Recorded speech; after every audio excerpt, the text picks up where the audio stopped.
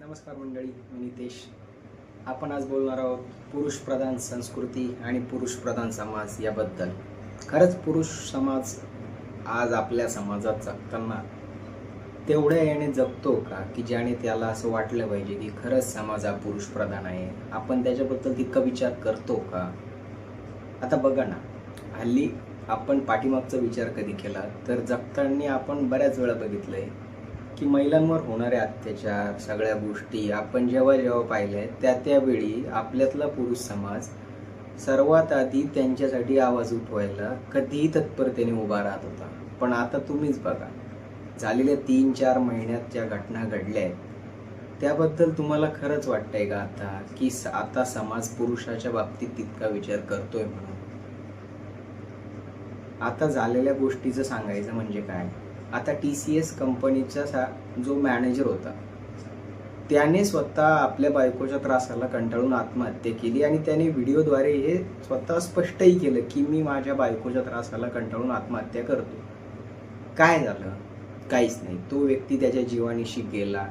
त्याचा समाजाने त्याबद्दल कुठलाही विचार केला नाही. 4 दिवस आपण स्टेटस ठेवलेत आणि बाकीच्या गोष्टी आपण विसरून आज आपल्या आपल्या कामाशी जगतोय.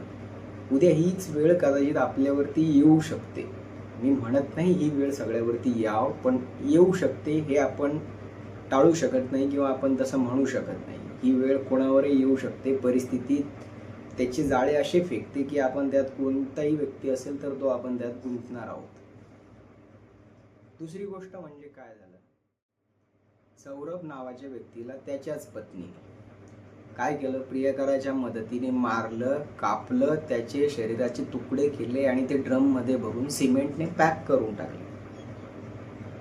आता तो व्यक्ती त्या दिवशी जर त्या मुलीला किंवा त्या महिलेला त्याच्यासोबत नव्हतं राहायचं तर लग्नापूर्वी तिने नकार देऊन त्याला तसं सांगायला पाहिजे होतं की मला नाही लग्न करायचंय किंवा माझा असं असं अफेअर आहे बुवा की मला त्याच्याशी लग्न करायचंय किंवा आम्ही नंतरून हे करणार आहोत. पण तसं न करता तिने लग्नावेळी ती शांत होती, लग्न झाल्याच्या नंतरही ती शांत होती. तिने एका संधीचा फायदा घेतला, वाट बघितली आणि परफेक्ट वेळ आल्यावरती तिच्या प्रियकराच्या मदतीने तिने आणि त्याने त्याला संपवलं.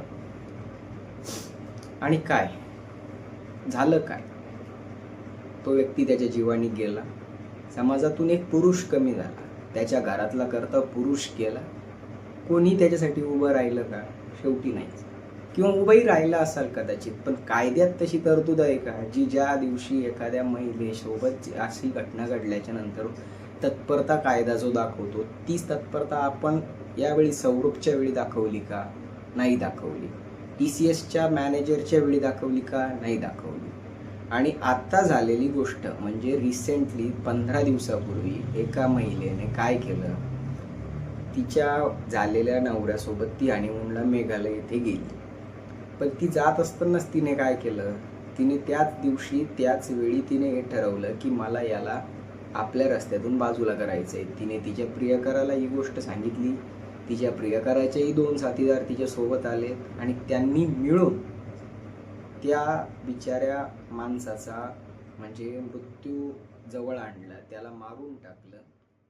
खरंच आपण आज पुरुषप्रधान समाजात राहतोय का याचा मीही विचार करतोय, तुम्ही करा. आणि आवडल्यास नक्की चॅनलला लाईक करा, सबस्क्राईब करा, शेअर करा.